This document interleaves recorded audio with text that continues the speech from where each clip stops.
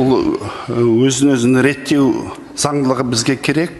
Ең басты біз ойымыз бәсекелестік болсын, ақпарат ашық болсын дейміз ғой, реттеуге де оңай, бірақ бұл жартылай құрал емес па? Мысалы, біз барлығымыз біліп отырмыз ғой, ең негізгі монополист Яндекс Такси.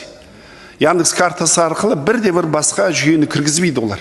Америкалық Uber кіріп көрді, шығарып жерді, қытайлықтар кірді, шығарып жерді, бір өз ғана қалды. Яндекс өзі кірмейді сізге, самару кіргені.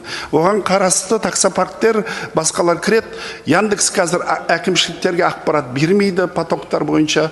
Қай жерде қанша машина жүр, қандай тіркелді, ешқандай ақпарат жоқ. Сіздерде жоқ ол ақпарат. Кеше әкімшілік Қызылордада такси алған екен, оларға ана жүйеге кіргізбейді. Барлығы Яндекс арқылы біз Яндекске ақша төлеп отырмыз. Осы жерде бір жартылай шешім емес па?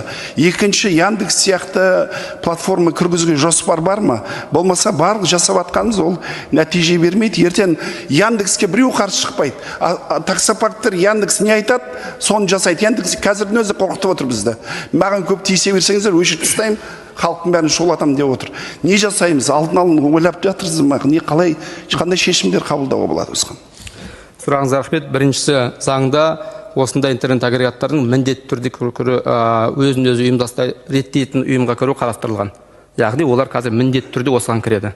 Ол бірінші сұрағыңызға жауап. Және ертең бекітілетін қағида және стандарттың арасында осылардың толық ақпарат беруін, оның ішінде өзіне басқа мүше болған қарапайым жүргізушілерге де ақпарат беруін қарастырамыз деп отырмыз. Бір. Екіншісі, қазір нарықта Яндекстен басқа тағы да жетеуі бар. Оның ішінде ең былай қазақша Қазақстан арасында Максим Апару қазақстандық болып тұрған. Ол Өскеменде істеп жүр. Бір ғана қалада істеп жүр. Енді жаһандық брендтің арасында біздің жоспарымыз бар. Жалпы Европада жақсы еңбек атқарып жүрген тағы да бір компания бар. Оның атауын атап өткім келмейді қазір. Жалпы сол компаниямен келіссөздер жүргізіп жатырмыз. Соны үшінші осы нарықтағы ойыншы ретінде алып келу жоспарымыз бар.